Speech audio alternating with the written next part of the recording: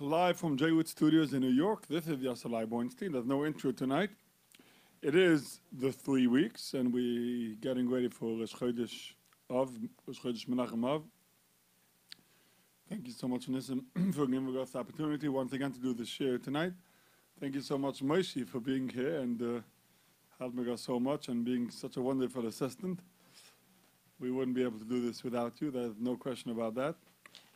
And tonight, as we get ready for Tisha B'Av, and there's, we're deep in the middle of the 3 weeks, and we are davening to the Bornstein that this 3 weeks should be nefach le sus and v'simcha, should be turned over, switched over to sus and v'simcha, to happiness. Not just because it says that Shiva Asar B'Tammuz will be one Yontiv and Tisha B'Av will be another Yontiv, and the days in between will be Chol HaMoed. And as my students used to tell me always, every time I said it, that yay, there'll be no school for 3 weeks. There'll be vacational trips. Well, that's one good reason, but that's not why we're waiting for Mashiach. Truth, we're waiting for Mashiach for many, many reasons. The main thing is something we have to remember. Shchinte B'Galisa. The Shechina is in Galus. So the Tzanzer Rebbe, the Divrei Chaim, the Tzanzer Rebbe, the Heilige Tzanzer Rebbe, he would start off Chodesh Elul with a mashal. He would tell his Talmidim, he would tell his students, his disciples, he would tell them this. There was once a king who had a son, and the son did something wrong at home. He sent him away. He sent him away from the house. So, 1 month went by, and another month went by, and a third month, and a fourth month. And slowly, the king's son, the prince, forgot a little bit about, how a Ben Melech, how a son of a king is supposed to act. He forgot. And started acting like a layman, like a regular person, not a Ben Melech, not a prince. One day, he became a shepherd. He becomes a shepherd and becomes friends with the shepherd, and he starts liking his job, and he goes to the field with the sheep, and he forgets all about the Ben Melech. The king used to have a minhag that every few years he would go around the country. Everybody would throw in a paper into his wagon with his name and address and a bakasha, a request, and the king would try to fulfill it. That day, too, the king passed by that town, or the village where the Ben Melech was, its prince was, former prince, who is now a shepherd. And the king opened up his window, and everybody threw in their little note. And the Ben Melech wrote also a note and threw it into the king's wagon. The king came home and opened up the big sack of all the notes and divided it up in between his servants, so his servants can fill them up, can fulfill the requests of the people. He found the note. He recognized it right away. He said, "This is my son. Let me see what he wrote." You know what he wrote? He wrote, I'm a shepherd, and every shepherd has a hut, and the hut has a very strong straw on top. They used to take a very strong piece of straw, tie it together, and put it on top. So when it rains, you can go under the hut, and you don't get wet. And when it's sunny, when it's hot, you can have shade. So he asked the king for a new bundle of straw. The king started crying. The king said, I thought that my son remembers me. I thought that my son wants to come home. What is he asking for? He's asking for straw? Are you kidding me? This is what he's asking for. He's a Ben Melech. He can say, I want to come home. Please forgive me for what I did. I want to come home. The Divrei Chaim, the Tzanzer Rebbe, would say, the same is with us. Elul is here. Zebekoi. Everybody davens for his own things. We forget the most important thing. Of course, we need to daven. No question about it. We start the 3 weeks now. Tam with the Rosh Hashanah, Zmanet Tshuva, Mamashim Shemabayim, Zmanet Tshuva are coming. Av is the Rosh Hashanah, Elul Ba, and then comes Elul. It starts now. All the time we start getting closer to the Ben Shloim, all the way till Hoshana Rabbah and Simchas Torah. It starts now. It starts with 3 weeks that are very sad. We are very, very far away from the Ben Shloim. We can say to Hashem one time, please Hashem, bring us back. We want to come home to Eretz Yisrael, to our home. We want to come home and daven, not by a wall, but by a Beis HaMikdash. That's what we want to do, Ta. We don't want to be in Golus anymore. And that's what the 3 weeks is all about. We can use the same thing that the Sons of Rabbi said in Elul, we can use it for now. We daven for so many things. Let's not forget the Beis HaMikdash, right in front of us, on the wall here, in the studio. The big picture of the Beis HaMikdash, I believe it's the Beis HaMikdash. Beautiful picture. Beis HaMikdash, it says. It's perfect opportunity, perfect picture for the 3 weeks. Anyway, boys and girls, this is Yosef Bornstein. I'll be at 8 o'clock in Metz Hashem. Enough blabbering. Is Yehuda on the phone? We have Yehuda, who is going to do the one and only junior reporter tonight. And we're going to go straight to Yehuda, and then we have a very, very chashve guest who I'm going to introduce right after Yehuda. Yehuda, go ahead. The title of this week's story is The Eye. Dr. Michael J. Elvin said the following story. I once operated on a woman who had bleeding in front of her retina inside of the cavity of the eye. The blood was so dense that light couldn't go into the eye and penetrate that blood so that it could hit the retina, which serves as a film in the eye that takes the picture. She was seeing nothing but black. Baruch Hashem, with the ability that we have to look in the eye with ultrasound, we can determine that the structures in the eye were in the right places and probably were performing correctly. I was able to perform the surgery on her, removing the jelly of the eye and with it the blood. The next day when we took the patch off, she was amazed and singing the praises of Hashem, and that her vision was instantly restored. So we continued, at the story station. This is you delivering for the Kishroni RNJ radio. Oh, you're keeping us in suspense again, Yehuda. Okay, Great job. Sorry, no, I was confused. Confused. It's a one-part story. Okay, don't worry about it. We'll hear next week. Okay, Yehuda, thank you so much. You're the only one, and Kishroni now news time 7:08. If you want to be part of our program, 718-683-5858, 718-683-5858. If you want to be a junior reporter, you can text us at 347-927-TEXT. 347-927-TEXT. Just write your name and telephone number. We will get back to you. Metchem Moshe, I believe, will get back to you. Yeah, and we'll take your address, and we will call you back, and take a number, we'll call you back, and we'll put you on the radio, Metchem Blineder. You know what's our motto? No talent is rejected and no child is refused. Without further ado, I'm going to put on one of my favorites, Rabbi Yaakov Esther. Let me remind you who Rabbi Yaakov Esther is. Boys and girls, you know, when it comes to Rosh Chodesh, what do? We run to the store to get the Newsman magazine. 3 things in my house we need to remember. Excuse me. 3 things. Number 1, a white shirt.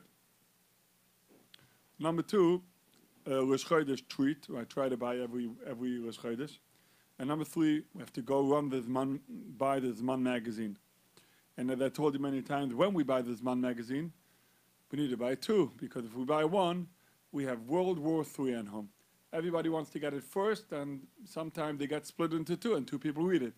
So Leman HaShalom VaHaEmes, we got to get 2. Thank you so much, Moshe. So, because this is one of our favorite things, we got Baruch Hashem, Rabbi Esther, who once again was able to come on. And we thank you so much for your efforts and always being so kind to us and giving us another few minutes and another hour here and there when you have a chance. We really appreciate it. And I believe you're going to bring us a little bit into the 3-week mode with the story that we're going to choose. But I want to tell you something, Rabbi Esther. Usually what happens is when I prepare for a show, I prepare my notes on my computer, and my computer is blank.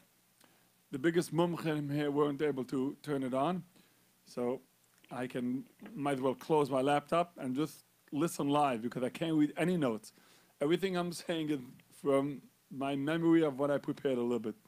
So, Rabbi Esther, please forgive me if I'm going to make mistakes and not remember what I'm talking about. So I did read the articles, but I'm not exactly informed of what we're going to discuss too much because, as I said, my computer is not here. Technical difficulties, as we try to call it. Okay, Rabbi Yaakov Esther from the Zman magazine, thank you so much for joining us. We appreciate it very much. How are you? Baruch Hashem, Rabbi Bornstein, how are you? Baruch Hashem, very good. The 3 weeks are upon us. And we always try to bring the boys and girls into the mood. Unfortunately, the mood, nowadays everybody has emojis, right? The emoji would be with the tear. It's unfortunately not the best time of the year for us Yidden. And we're going to discuss a little bit the 3 weeks. So what was that topic again that we talked about? Two people escaping Auschwitz. Let's discuss it. Yeah, sure, that's the idea. I mean, I guess we have to understand that just the topic of the Holocaust, and in particular Auschwitz, is very painful. As painful as there could be. On the other hand, we read, especially on Tisha B'Av, those that are learning Gemara, we learn about some of the stories, some of the tragedies that happened on Tisha B'Av. And, it's been happening for time immemorial. Well, like, for instance, the story of the Nuzaradin, who was the general of Bavel, of the Babylonians, and he went to Yerushalayim. He was the one that destroyed Yerushalayim. And the Gemara talks about how he killed almost 1 million people on one rock, including children and Chashuvat Tamid Chachamim, and terrible tragedy. And somehow, when we learn the Gemara, we feel the tragedy, or we read it, but maybe we don't feel it so strongly. And what happened in the lifetime of our parents or grandparents, was a Holocaust of unbelievable proportions. 1.5 million children, just children, were murdered in the Holocaust. So it's, on one hand, it's not a new thing. It's part of Jewish history. It's a very important lesson to realize that this is part of Jewish history. Exactly why Kodesh Baruch Hu allows it to happen, that's a whole different topic. But the fact is that, life is supposed to be like a simcha and realize our brachas and be happy and all that. And sometimes Hashem says, though, you've got to remember that the Mashiach is not here. People still have to do tshuva and get better.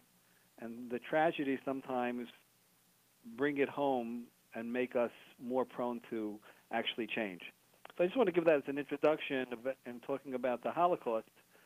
It's a very scary, it's a very terrible, awful time and experience.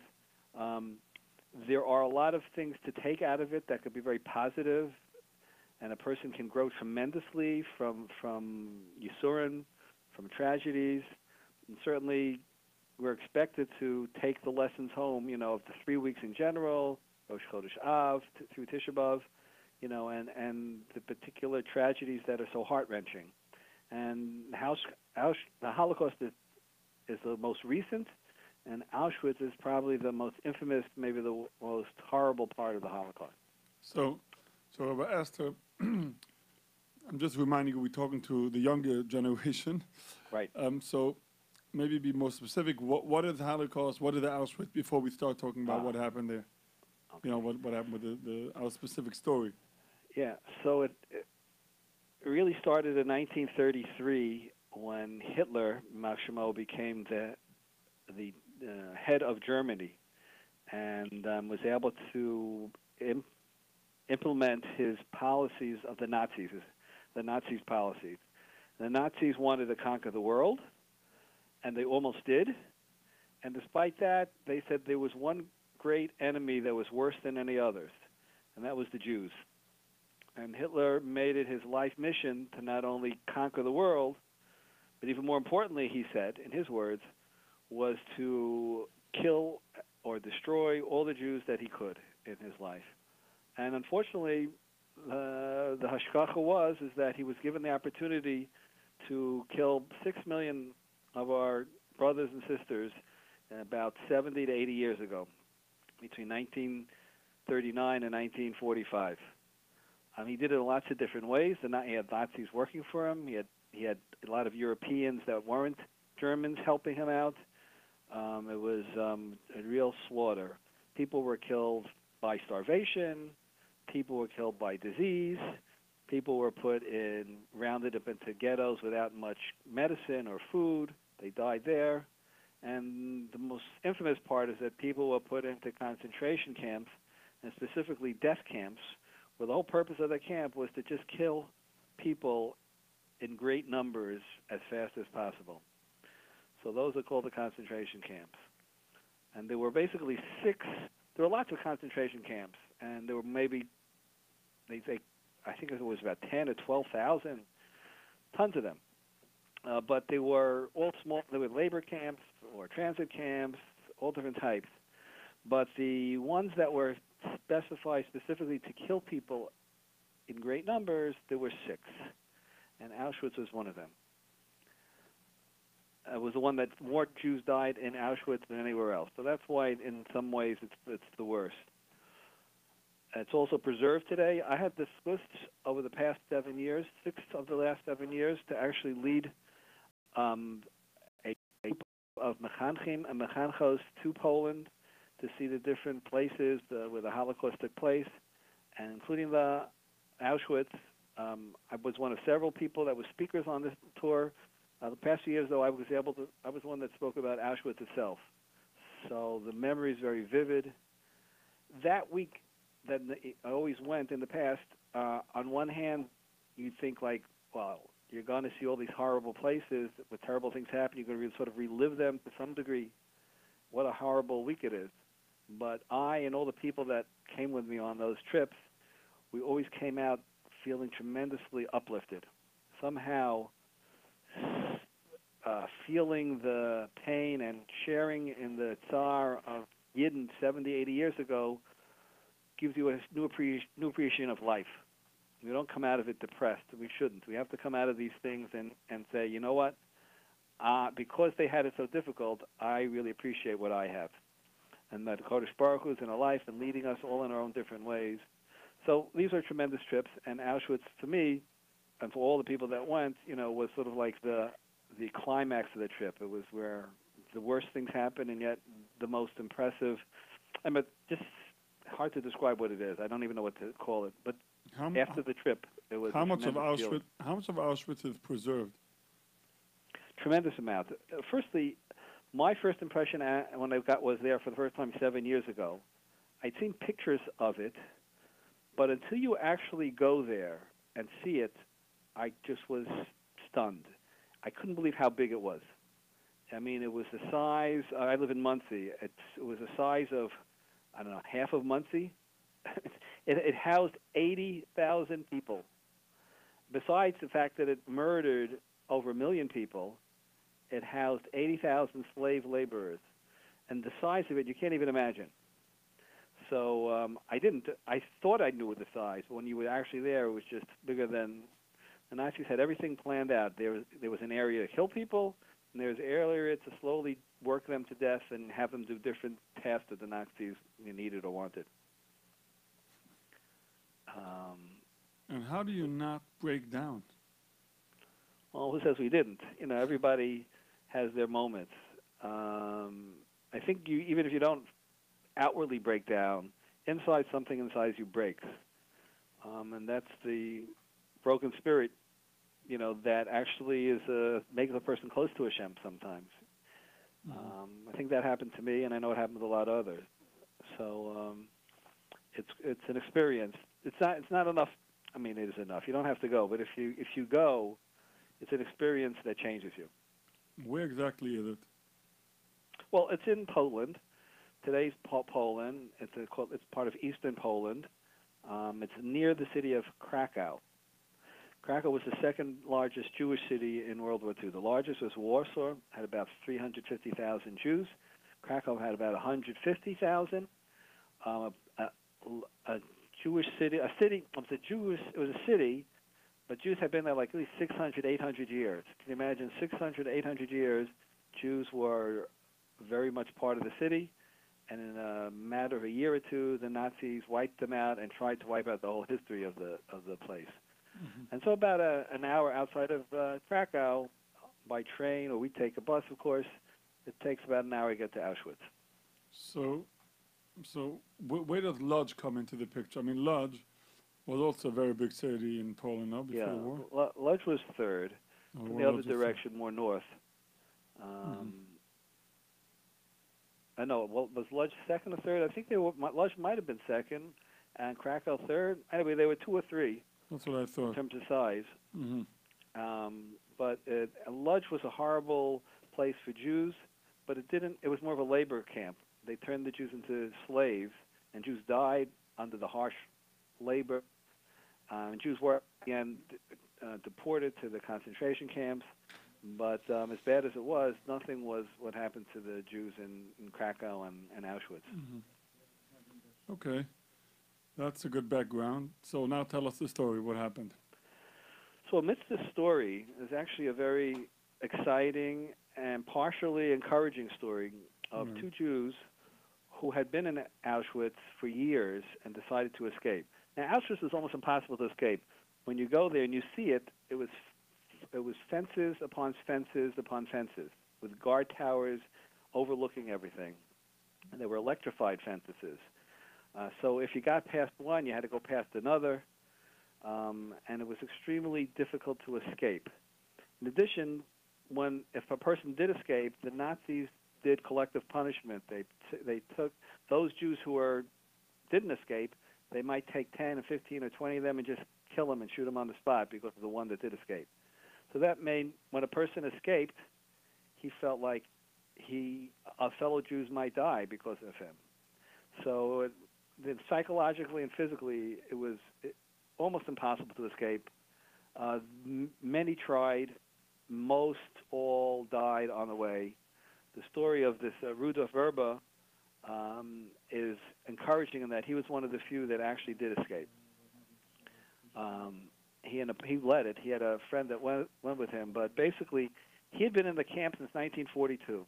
The worst part of Auschwitz took place in 1944. So he was there for a year or two before Hungarian Jews were sent to Auschwitz, and almost 500,000 were murdered in a matter of a few weeks. Oh. But Verba was there from 1942, and he was a young man, strong, and he had a photographic memory, good with numbers. So the Nazis actually, after he'd worked in some manual labor, some slave labor, they thought he could be helpful in administrative tasks because his memory was so great. So he actually was made a camp administrator, and he thought of detailed records of the Nazis, for the Nazis. And he was able to go all over the camp. And it was in that position for a year, even 2 years. He was always thinking of escaping, but he knew how to play by the rules. He knew how to keep himself, as a low profile. And they trusted him as much as they'll ever they trusted any Jew in Auschwitz. Anyway, so he finally got his chance in 1944 to escape. It was really a daring escape. He and a friend, Wetzler was the other fellow, they hid in a pile of wood. The Nazis were always building and extending the camp. So they had these, not raw wood, they had this cut wood, and some other Jews had made it into a large pile and cleared out a little area, skinny area in the middle, for 2 or 3 people to hide out there. And one day, Rudolf Verba and his friend snuck into the wood pile, and their plan was to hide in there for 3 years. For 3 days, without food, without water. But the reason why being is that if they came back, if they were found missing, which they were, that first day, the Nazis automatically took everybody out, all the prisoners, and counted everybody. And if they found they were missing, they had like 120 dogs, hunting dogs, and they got like 1,000 different guards, and they started combing the countryside. In addition, the countryside was all loyal Nazi civilians. So you couldn't even go safely necessarily into any of the villages, even if they were, within a radius of 10, 15 miles in any direction. So he knew that if they would leave and be missing that first night, they'd be found like countless others had been previously.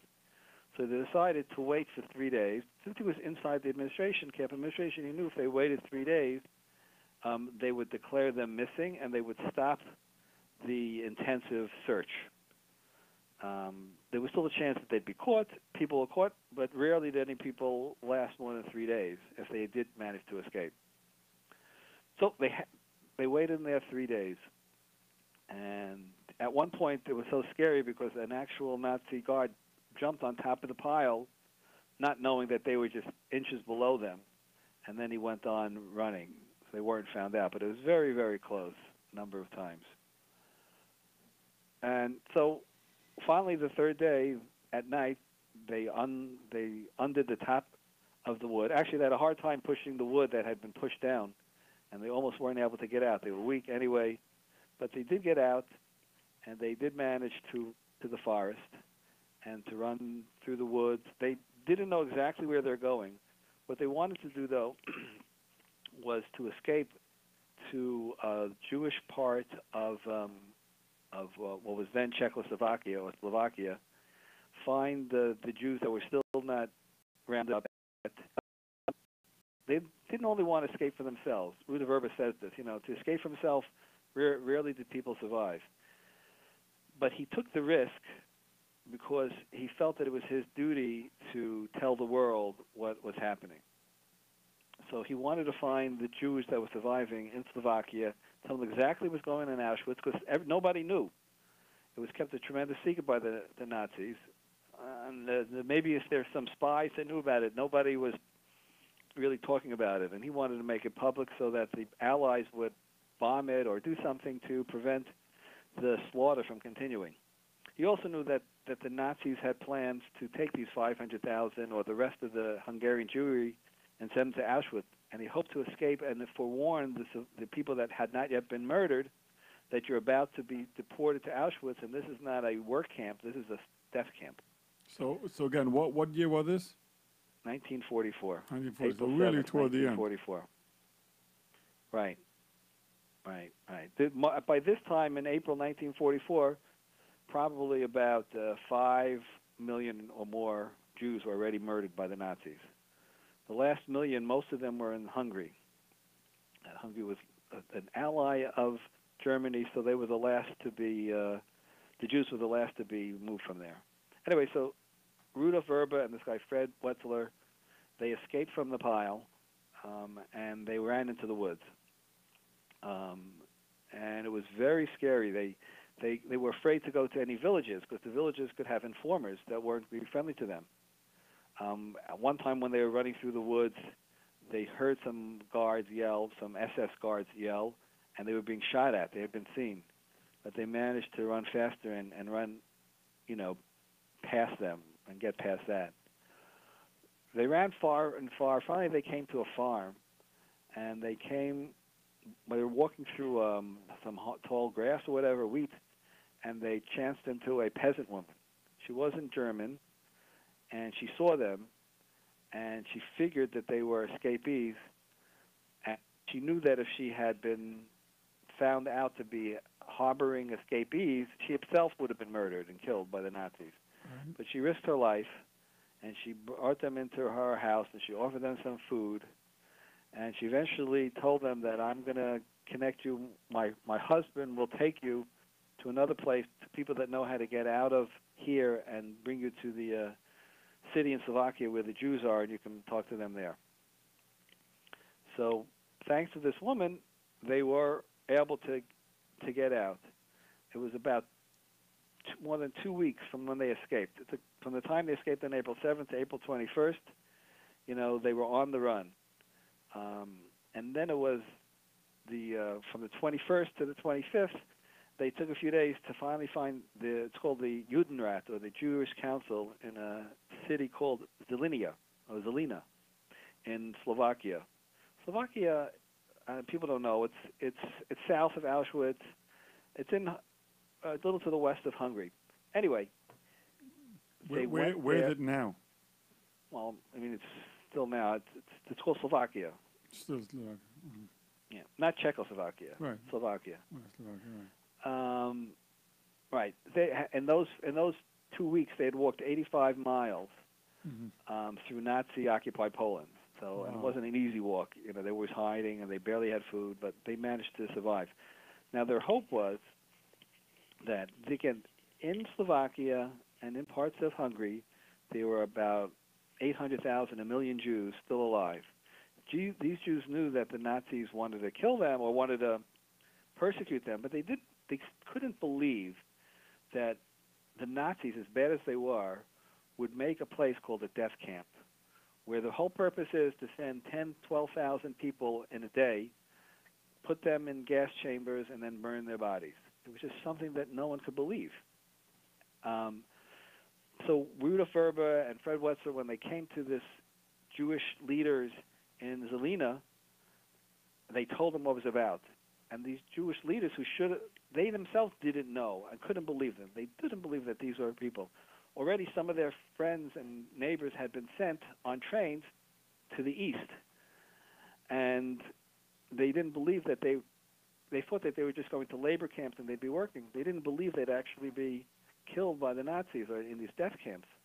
But Judas Verber had such a good memory, and he knew one of the things he did is he went over the names of people that were coming to the camp. And a year earlier, the friends of these people in the Zelina were sent to Auschwitz, and Rudolf Verber was able to mention their names by memory. Wow. And So then that was like proof. Right, and then it was proof, and then they believed them. Even then, they didn't know what to do. They were both Jewish? Yeah, both are Jewish. They're both Jews in Auschwitz. That's what they were doing there. You know, again, the Nazis had a big slave labor part of Auschwitz, 80,000 at a time. And so these were two of the Jews that were there in the slave labor. Right. So now the whole point was to create a report and get word to the Allies, to America, say, listen, there's this horrible place called Auschwitz. They're killing people. Bomb the gas chambers, or at least bomb the train tracks leading to and from it, so you could slow down the slaughter. But it's one of the tragedies upon the tragedies of the Holocaust is that even though they knew it and they wrote a very detailed report about it, it took 3 months for this report to reach the Allies. By then, in those 3 months, most of the Jews in Zelina and elsewhere and in Hungary were already dead and murdered in Auschwitz. So the word did get out. There were some Jews that escaped, but basically, you know, Rudolf Verber went to his death thinking that he was a failure. He tried so to save people. He thought he had a chance. If people had listened to him, believed him, he would have, but he didn't. Obviously, it was in Hashem's plan somehow that this is supposed to happen, and despite his knowledge and his efforts, it wasn't be successful. But it's a tragedy of the Holocaust, and it's a compounded tragedy that there was a chance to save more than at least some, maybe thousands, maybe tens of thousands, maybe hundreds of thousands. But it didn't happen because of ignorance and because of fear and just ultimately the Siyata D'Shmaya that didn't work in their favor. Mm-hmm. So that's a very scary. On one hand, it's very scary. It's very exciting that these people left, and because they left, and because they did give the report, we know it to this day that it gave us an inside view of what's going on, and it's important to know what's going on. It's important to know for as part of the tragedies of the 3 weeks of the leading up to Tisha B'Av, you know, to have it from witnesses firsthand that were there and escaped. That's an important thing historically. Of course, it's not important had him been able to save people.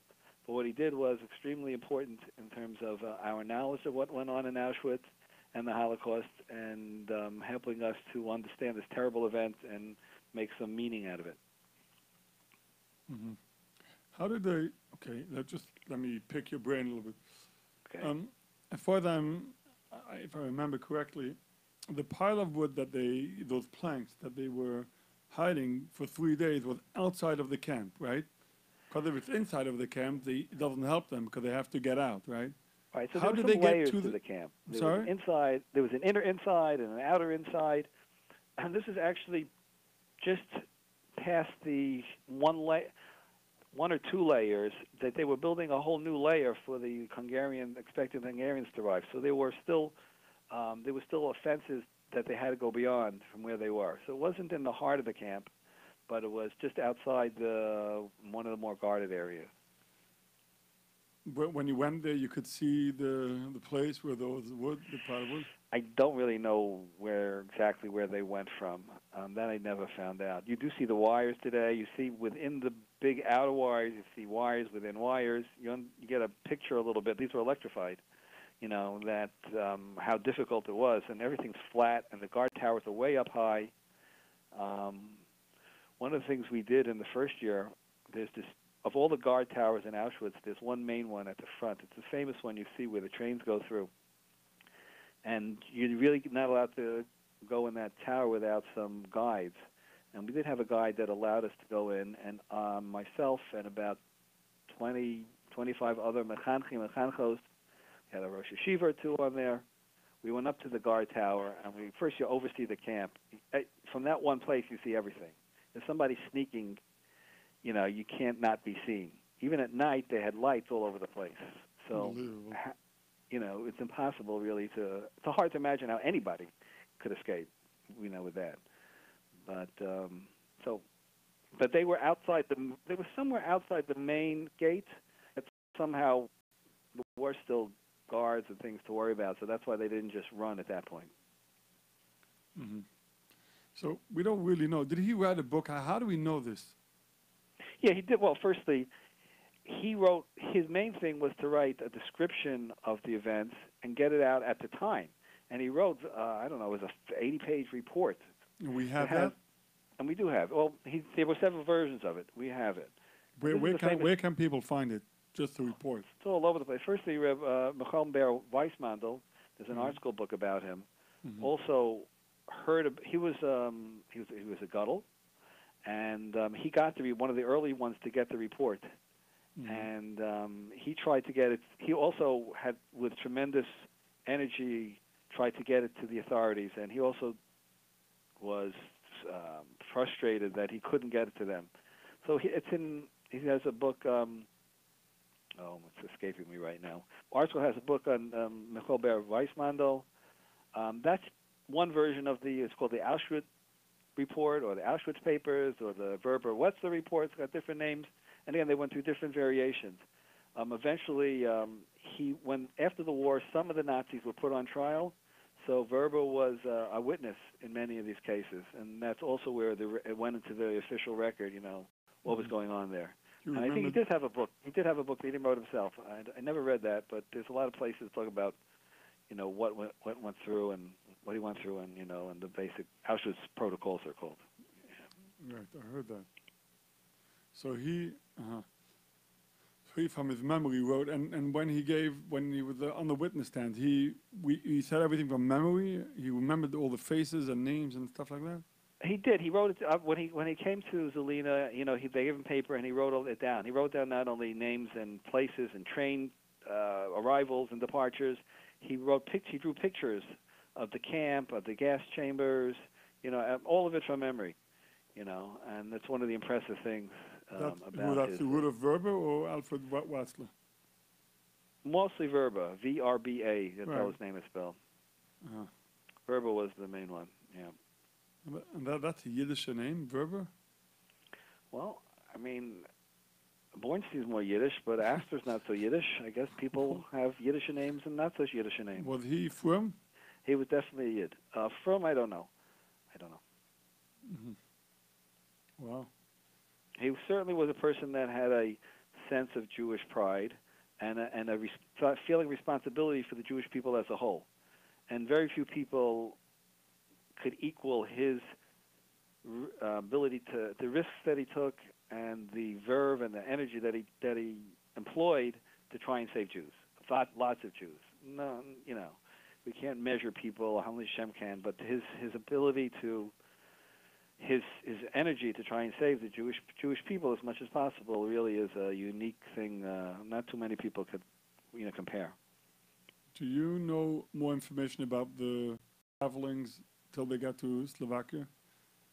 I mean, for example, when I remembering what I wrote notes. So at a certain point, they got lost in a village next to the mountains called Bialystok, maybe? Right. Bialystok, I can't remember. Right. There was a village not far, I don't know, 10, 15 miles. I forgot exactly how far from Auschwitz. And it was a village where a lot of Nazi soldiers would, when they'd have some time off, they'd go to these villages and stuff like this.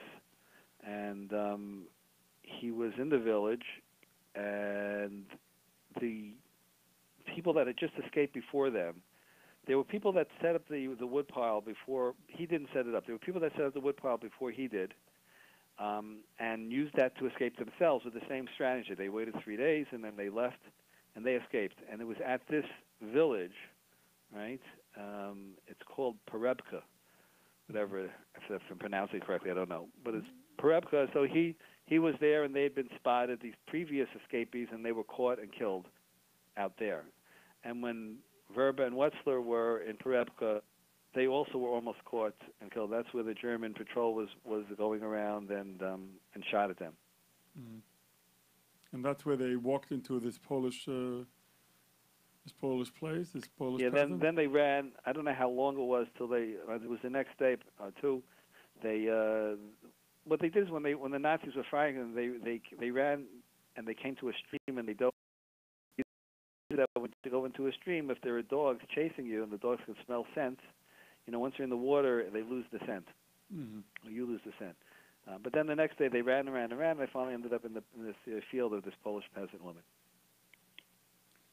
Amazing. It's really amazing. And she risked her life. Yeah, she did. There were people like this. I've been on your show in the past, and my own mother-in-law survived, and thanks to the kindness, right? The book, remember that book? Right. And Nothing Bad Ever Happens. Right. It's a book people should still read if they haven't read it. It's a great book in the stores. Nothing True story, bad ever happened. And Nothing Bad Ever Happened. And she was saved also. There was a kind, a Hasidu Masolim, saved a Jewish girl. I have a friend, Rabbi Ostreicher. He told me, punk today, we were talking about it, I told him we're going to have whatever. So he told me that his mother, one second, I'm just trying to remember. They were, his father, his mother's entire family, Rabbi Klein from Chaim Berlin. He was a little boy. They were all rescued besides 6 children besides the 7th one. I can't remember if 5 or 6, and one was born in America, maybe, whatever. A bunch of children, and the parents were saved because of another Polish family, a Hungarian family actually, who hid them. And they came searching their home. They came searching their own home, and their home, that Hungarian non-Jew. And she invited them in for coffee or whatever, and she took them into one room. Meanwhile, they were hiding in the other room. And she offered them a meal and the whole thing. And after that, they wanted to search in the next room. They said, "Oh, you've been there already." And they said, "Oh, we checked there already," and they just walked out of the house. And she literally risked her life. It's amazing that some people did that. It's really amazing. You should know that some people lost their lives because they helped Jews. Of course.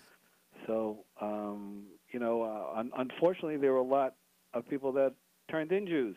Right. Sometimes out of hatred, sometimes they were just afraid for themselves. But the few, those who saved Jews were unfortunately not in the majority. But those who did, that made their act that much more courageous and really worthy of mention and greatness. If you read it up in Rami Cohen's books, right. I can't remember what's that book called for kids. The Youngest Partisan. The Youngest Partisan, right? Exactly. That's a great book. Right. I remember I read it a few times when I was younger. So he explains very, very well how people were scared of harboring Jews. He explains very well why they were scared and how it worked, the whole system. Right. It was really terrifying, and kudos to this lady who helped these 2 people. and Verber Yes, and we Chassidim Masolim. Most of right. them we don't know about. We don't know about. But everybody has their challenges, and then there are many goyim when the Holocaust. I don't know the majority, I wouldn't say, but there were numbers that we don't even know about most of them. But they saved Jews, and no doubt about that. Right. What happened when this German patrol ran after them? What do you know more information about that?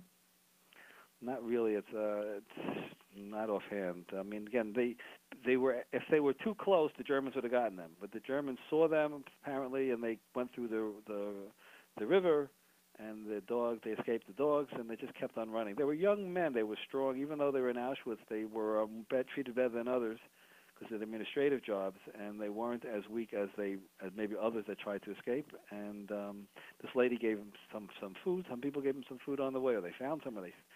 But whatever it is, they were strong young men, and if it was too close a call, they probably wouldn't have made it. But they were far enough ahead that they were able to stay out of the reach of the Germans. Mm-hmm. And then they wandered 85 miles through Poland. And is that amazing, 85 miles without getting caught? I don't know if people actually understand the map, the way it looks. Like they had road checks and patrolled all the time. Right. It's amazing. They ran through the woods, right? Through the woods, yeah, rivers, whatever it was. Yeah, it's an amazing story. It's an amazing story. Do you know? Right. Yeah.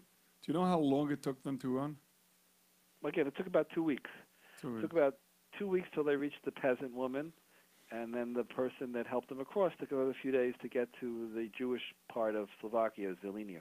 Mm-hmm. Wow. Zelina, right. Okay. Well, yeah. Rabbi Astor, where can people look for more information about it? Tell me a book. Well, not all Holocaust books are recommended reading. Right. You mentioned The Youngest Partisan. I would say if you haven't read that book, and that's an amazing book about the Holocaust from firsthand, from a person that was unbelievable and a young person. That book is literally unbelievable. I mean, I remember reading the book over and over again. I couldn't believe it. I kept asking, is this true? Is this part true? Is this part true? And he promised he's going to come on the show one day, so I'm going to actually ask him. You should get him. Is this part true? Is this really true? This, that? Yeah. He's a Moyle. He's a Talmud Chacham. He's really an amazing person. The thing that he did, unbelievable. Yeah. So my another book is the one by my mother-in-law. Nothing bad ever happened. Nothing bad ever happened. An amazing story. Is that written on what level is that written on? Definitely. Well, adults read it and high schools read it, but I've had people as young as 5th and 6th grade read it. Did you? So, did you quote part of the book in the Zman magazine ever? My mother-in-law's book? Yeah. No. I thought to do it. I might have put it when she was Miss Terrace. I did mention her in one of my introductions, but her story, other than saying it's an amazing story, was never in the Zman. She didn't pass away too long ago, right? 2013, about 4 years ago. Oh. I guess so. The book was written after her passing, right? Yeah, right. She was a person. Many Holocaust survivors didn't want to talk about it, and to this day, I know more about her story than my wife and her siblings, because she didn't talk about it with her family. There was sort of an unspoken rule that I won't say and you won't ask. So how do you know the information? So what happened about 5 years before she was Niftaris, she told one story again and again and again. I might have told that one that she was on the run, her whole family was dead, 18,000 of her city was murdered by the Nazis. She was a 14-year-old girl in the freezing snow, and then she happened into the house of this Polish woman, and who risked her life taking in this Jewish girl, but she wasn't going to keep her there more than a day, and it was the freezing winter in January, and she went to the Polish woman, and she said, listen, and she called her husband, and they had a 17-year-old son, and she said, are you believing people? You people of faith? And they said, yes. Well, bring out your Bible and put it here on the table. And put all your hands on the Bible and swear on this Bible that I'm going to walk outside after this and lie down in the snow because I have no more strength or energy to run. I'm going to lie in the snow and freeze to death, and you'll bury me. I swear on this Bible that after the war you're going to find Jews and tell them there's a little Jewish girl buried in the backyard here. Her last wish was that you unbury her and rebury her in a Jewish cemetery. So when they heard her say that, they said, you know what, you're a special girl, we're going to keep you. And they did. They risked their lives for the next 6 months to keep her, and she escaped because of them. B'yasata d'shmaya, and that story's in the book. So that's the type of story I heard her say once, and one day I decided, let me record the story and write it down. So I said, Bobby, can you tell me that story again? I'd heard it once or twice. I wanted to hear it more firsthand and in detail. She said, sure. So she said it to me, and when she's done, she started telling me other stories and other stories and other stories. And I had to go to work. I said, listen, can we take this up tomorrow? She said, oh, she'd love to. All of a sudden, for the next, 5 or 6 weeks, maybe 2-3 months, every morning she'd tell me another story. Now, she didn't tell me in order. It was all mixed up all over the place. And I had to take about hours worth of tapes and reorganize them in the order in which they happened. But until she told me that, she had really never told certainly any family anything about it, because that's what most Holocaust survivors were like that. They didn't want to talk about it. They just wanted to rebuild their lives and not think or remember anything. Once in those 20 hours, she started telling me a story, and she almost broke down and cried. And at that moment, I understood how close the pain was to her. Here it was about 60 years later, and she was almost broke down from a memory. And I realized that her whole life must have been spent protecting herself from these horrible memories. But somehow she found the strength to keep away from it. And that name is nothing bad ever happens, because this is the amazing thing about my mother-in-law. She said nothing bad ever happened to me. That's a quote she said again and again and again. She had the most amazing attitude in life. Everybody felt close to her. She was loving and positive, and she had the most horrible experiences. And she's a pillar of Emunah. So that's in the book, and and that's how the story came out. Even though it was till the last 5 years of her life, she probably didn't tell anybody about it. Mm-hmm. Wow! Every time you come on the show, I can only say wow. Well, I appreciate that. I enjoy it as well. Rabbi Yasta, thank you so much, Rabbi Yasta from the Zman magazine. We enjoy your presence on the show so much, or your voice. One day when you'll be in Brooklyn, you should come over. Okay. And we won't have to talk for Monty. Okay. You enjoy Monty, and hope you have if we fast, hopefully we won't have to fast. Yeah, hopefully Chodesh Av will be only remembered as Elul Ba, not like Menachem Av, but just as a Hasidic Sfarim say that Rosh Tevis Elul Ba. The whole connotation will be that Elul is coming, not that it reminds us of sadness. I told the boys, I don't know if you were on the show before when I said that. Every year when we talk about the 3 weeks and this, so I tell them obviously the famous measures that Shivas B'Tammuz will be Yantiv and Tishba will be Yantiv, and it'll be like a happy days in between, like a kind of a Chol HaMoed. And the kids always tell me, 3 weeks of vacation, 3 weeks of no school, 3 weeks of trips. Yeah. It's like sometimes that's why sometimes we have to say these stories over and share them, because yes, life is simcha and positive, but we have to remember Mashiach's not here. He's not here. We have to remind ourselves that what reality is there's a lot of work to do still. Oh boy. Quick question before I let you go. One question. Do you think it could happen in America? I know you can't answer the question, but I want you to give me a thought. That's a famous question that people ask.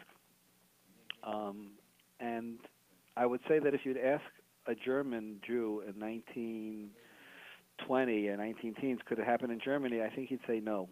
And I think it's even less likely in America, but no, I would say Chas v'Shalom. But it's certainly anti-Semitism happens in America, and Baruch Hashem, America's been, as the Gedolim always, Moshe Feinstein said, it's a Medina Shal Chesed. It should continue to always be till Mashiach comes. but you always have to worry that things can happen. There's no guarantees, and if Hashem wants it, the most otherwise friendly people can turn into your worst enemies. My And father, so, you know, dangerous. my father was a Holocaust survivor. He was very young when the Holocaust broke out. He's not alive anymore, Oliver Shalom. And he would make sure that all the kids have passports at all times. Right. I mean, this is how they lived. Literally, they lived in the moment. They were so scared. He had 3 passports, just in case. Right. We lived So in just London. I want to leave on one note, a positive note here. You know, Right. Rabbi Victor Miller. You know, I did his biography. I edited his biography. I have a book on Amunah by Rabbi Miller, and he was known to being very, strong about the Holocaust. And yet, he was once asked. Someone once asked him. He says, "If the Yidden in Europe were frommer than the Yidden in America, which more Yidden were from, let's put it that way, in Europe than in America today, then what? And they had a Holocaust. What chance do we have to avoid a Holocaust?" And Rabbi Miller said he was going to tell over what he heard from Adam Gadol in Europe when he was in Europe in the 1930s. This Adam Gadol said, he says it's true that especially in the 1930s, America was assimilating. Jewish Americans were assimilating like crazy. And as bad as it was in Europe, there was a lot of from Jews and from strongholds. Yet this Gadol told Rabbi Miller, he says America's better off in a better place than in Europe, because in Europe we're at a height and we're going down in the wrong direction. In America, as long as there's kiruv and outreach, it's heading in the right direction. And Rabbi Miller himself was one of the pioneers of kiruv and through all this different shirim stuff. And we, for all our faults, have a tremendous network of outreach and inreach, and it's not trying to make things better and reach out to people. And this is what basically Rabbi Miller said, that as long as Americans are getting better and firmer and we're heading in the right direction, there's actually positive hope, encouragement, that Mashiach's on the way and all these things could happen. So that's what it means really what Tisha B'Av is about. It says that we're not perfect people. We all have our things to work on, but if we're heading in the right direction, that's a major accomplishment, and we should, keep that in mind as we go through these the last leg of these difficult 3 weeks. I hope we're heading in the right direction. I hope you're right. All righty. Thank you so much, Rabbi Astor. We appreciate his time. Okay. Rabbi Astor from the Zman magazine, boys and girls. Thank you so much. Thank you. I'll too. Bye-bye. Okay, so this is it with Rabbi Astor here on Pashas Matais Masai, and we're going to read Chazon Yeshayahu, which is after of this week's Pasha, and that's why Shabbat is called Shabbos Chazon. And many shuls have the minhag to sing like more somber songs. Not our minhag, but I know many have the minhag. I know it's not your minhag, Nissim. The Sfardim don't believe in bringing atzvot in Shabbat, right? Yes. No way. No way. No way. I know. And the Bachasidim also not. It comes from the same Mekar, from the Arizal. But there's some people who have this minhag to have like a more of a somber Shabbos. I know Chaim Berlin, that's a minhag, in other places. Anyway, we should be zoicher that this should be the last week that I have to actually tell you, it's the 3 weeks. Hopefully next week, Emet Hashem, it'll be, what, will it be Dalatov? Dalatov or something? I won't be here. I have a bar mitzvah, a very close nephew of mine. I won't be here, but I'm sure Nissim will get you the best of the best. And Emet Hashem, I can tell you now that I really hope I give you a bracha. I mean, I'm not a tzaddik, but I can give you a bracha, a birkas hedyot, that it should be the last week, the last time that we say, the 3 weeks. We have to remember, it's a 3 weeks, we have to do tshuva, that's our job. I want to add something very, very special right now in Israel. It's a big, very, very big tension now in Israel, unfortunately.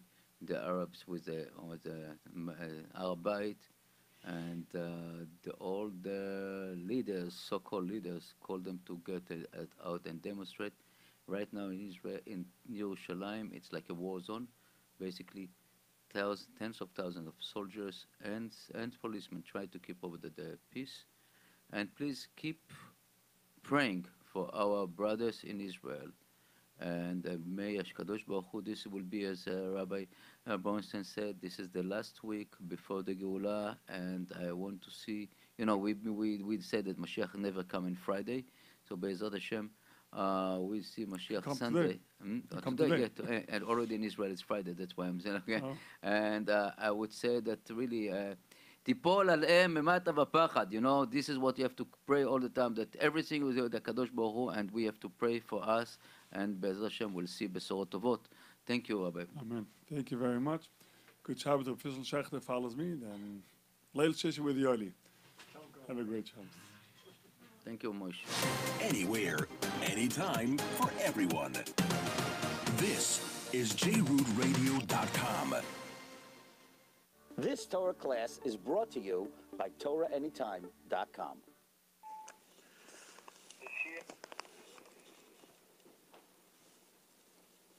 Many years ago, there used to be a thing. I don't know, people don't do it anymore. Remember when your mother always told you to shake the orange juice bottle before you drank the orange juice? Does it still say shake well before using? I'm not sure. And that person that was jumping up and down before he took his medicine because it says shake well before using.